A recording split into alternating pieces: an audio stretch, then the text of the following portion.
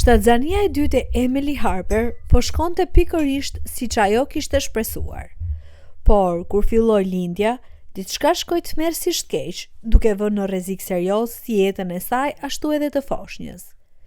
Dhe pikërisht kur duke se çdo shpresë kishte humbur, burri i saj bëri diçka që askush nuk e priste. Daniel dhe Emily ishin të entuziazmuar kur zbuluan se do të kishin një fëmijë të dytë. Ata kishin provuar për më shumë se një vit.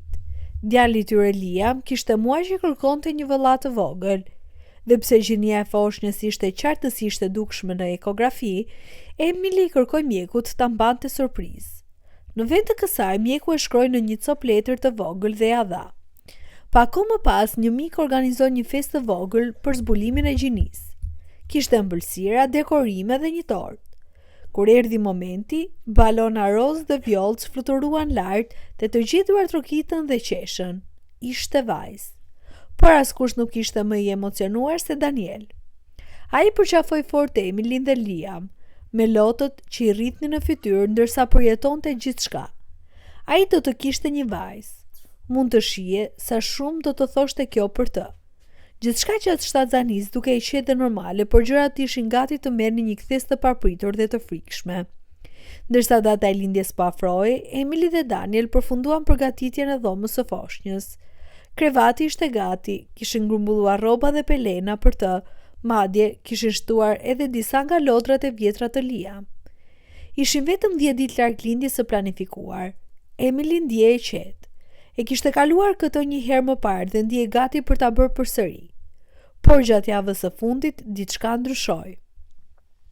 Një mëngjes ajo zgjua me ngërçe të lehta. Nuk dukej diçka e madhe, por ajo dhe Daniel vendosën të shkonin në spital për siguri. Dërsa mjeku po e kontrollonte, kontraktimet u shtuan shpejt dhe pa paralajmërim, u i saj u ça. Atëherë gjithçka filloi të dilte jashtë kontrollit. Emily papritur ndjeu marrje mendsh dhe të përziera, krejtësisht ndryshe nga ajo që kishte përjetuar me Liam.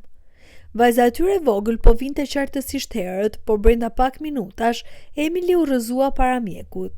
Zemra e Danielit gati sa u ndal. Nuk e kishte parë kurrë kështu më parë. Ai u lut ekipin mjekësor të shpjegonte çfarë po ndodhte, por dhe ata dukeshin të tronditur dhe askush nuk kishte përgjigje të qarta. Pulsi i saj po binte, tensioni i gjakut ra në zero, lëkura e saj u bë e zbetë dhe në nuanca blu. Brenda sekondash, stafi e dërgoi atë në operacion urgjent. Daniel vrapoi pas tyre, mezi i aftë mendonte qartë. Brenda sallës së operacionit, si Emily ashtu dhe foshnja ishin të lidhura me makineri. Pastaj erdhi një goditje tjetër. Shenjat vitale të foshnjës po binin gjithashtu. Danieli po mbytej sikur ajri të ishte thithur nga dhoma. Ai qëndroi i ngrirë, i bllokuar në atë që dukej si një mangth, nga i cili nuk mund të shpëtonte. Emily kishte pësuar një emboli të lëngut amniotik, një gjendje rrallë dhe rrezikshme ku lëngu amniotik depërton në qarkullimin e gjakut të nënës, duke bërë që zemra dhe mushkëritë e saj të ndalojnë papritur. Ajo u dërgua me shpejtësi në një pjesë tjetër të repartit të lindjes për operacion urgjent. Daniel u përpoq me çdo mënyrë të shkonte me të, duke u lutur me lot, por stafi mjekësor nuk e lejoi të hynte. Gjithçka që donte ishte të qëndronte pranë saj. Pak më pas, një mjek doli për të folur me të. Daniel me zimer të frym, duart i dridhesh, ndërsa përpiqej të përpunonte fjalët.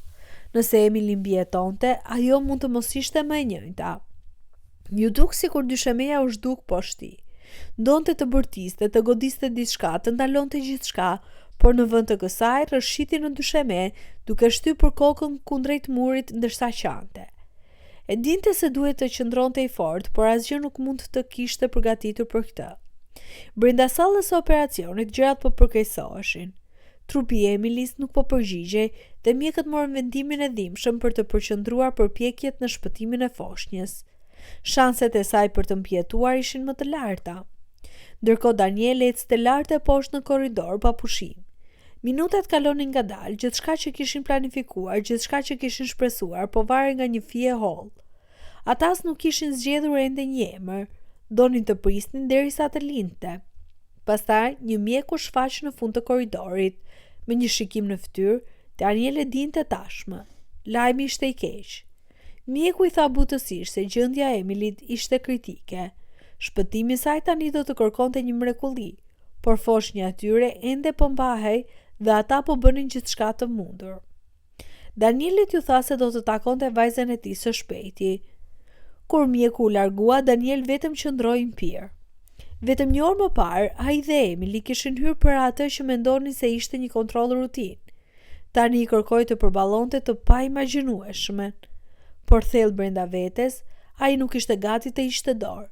Nëse vajza atyre ende po luftonte, ndoshta dhe Emily mund ta bënte. Daniel filloi të telefononte të gjithë familjen, miqt, këdo që e donte Emilyn. Një nga një ata mbërritën në spital. Dhoma e pritjes u mbush shpejt me njerëz që kujdeseshin. Ai u tregoi gjithçka dhe u kërkoi një gjë, të luteshin për Emilyn. Kjo ishte gjithçka që mund të bënin tani. Dërsa mjekët provonin një procedurë të fundit të dëshpëruar, Daniel dhe të gjithë ata që donte mbajtën shpresën dhe u lutën për një mrekulli. Fatmirësisht vajza e tyre e vogël lindi e shëndetshme. Ajo ja kishte dalë. Kur Daniel më në fund mundi të mbante në krah, ai qeshi dhe qau njëkohësisht. Në atë moment ai e dinte saktësisht se si ta quante. Hope, që do të thotë shpresë. Por, edhe ndërsa e mbante në krah, zemra e tij ishte rënë nga frika për Emilyn.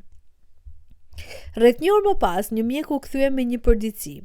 Emily kishte reaguar ndaj përpjekjes së tyre të fundit për ta ringjallur. Pulsi i saj ende ishte i dobët, por ajo po merrte frym përsëri.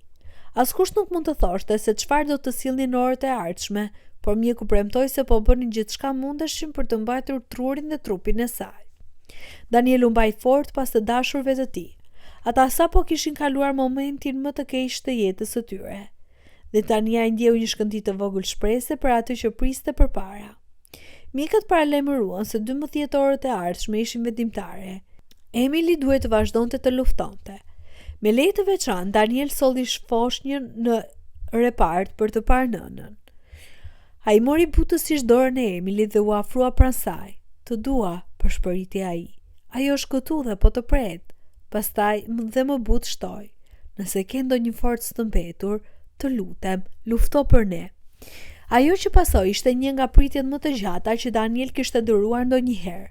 Miq dhe familja që ndruan pranë tij në spital, duke u kapur pas çdo përditësimi, duke u lutur për një shenjë.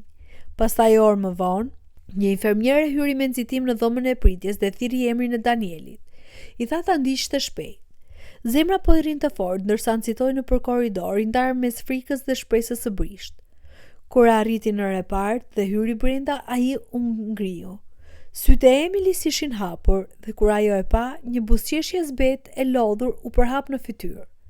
Dhe ekipi mjekësor ishte i habitur. Sistemi i saj nervor po reagonte më mirë se sa kushdo kishte guxuar të besonte. Ajo ende nuk ishte jashtë rrezikut. Një operacion tjetër e priste, por në atë moment Daniel pa diçka që nuk e kishte lejuar veten ta besonte. Një të ardhme me të, një rrugë përpara. Ai nxitoi të merrte foshnjën dhe për herë të parë vendosi butësisht në krahët e Emilys. Do të prisim kur të zgjohesh, përshpëriti ai. Lëvizja e Emilit ishin të vogla, por në momentin që ndjeu vajzën e saj, diçka në të ndryshoi. Sytë e saj u zbutën, fytyra e saj ndryshoi, ishte sikur kishte gjetur një arsye për të mbajtur. Ajo u dërgua përsëri në operacion dhe Danieli mund të ulej vetëm, të mbante afër dhe të priste. Më në fund, operacioni përfundoi dhe kundër të gjitha gjasave, gjendja e Emilys u stabilizua. Edhe mjekët e quajtën mrekulli. Daniel u rrëzua, i raskapitur dhe i mbingarkuar nga letësimi. Nuk mund të ndalonte së qari. Vetëm 24 orë pasi u hoq nga ventilatori, Emily filloi të merrte frym vet. Daniel ishte aty duke ndihmuar të mbante përsëri vajzën e tyre. Kur Hope hapi sytë e saj të vegjël dhe shikoi lart te nëna e saj, lotët mbushën sytë e Emilys. Daniel qau gjithashtu, por kësa herë jo nga frika. Ishte gëzim. Gëzim i pastër, i bukur. Ai e kishte gruan e tij përsëri. Rimëkëmbja e Emilys dukej si diçka përtej asaj që kushdo mund të shpjegonte. Dashuria për vajzën e saj të përsalindur, mbështetja rreth saj, i dha forcë kur gjithçka dukej humbur. Sot, Emily, Daniel dhe foshnja Hope janë bashkë. Një kujdes e forcës së shpirtit njerëzor dhe fuqisë së vërtetë të dashurisë. Nëse kjo histori ju preku, shtypni butonin e pëlqimit dhe ndajeni me dikë që ka nevojë për shpresë tani. Dhe mos harroni të regjistroheni për më shumë histori të vërteta që ngren shpirtin, shërojnë dhe na kujtojnë se nuk jemi kurrë vetëm.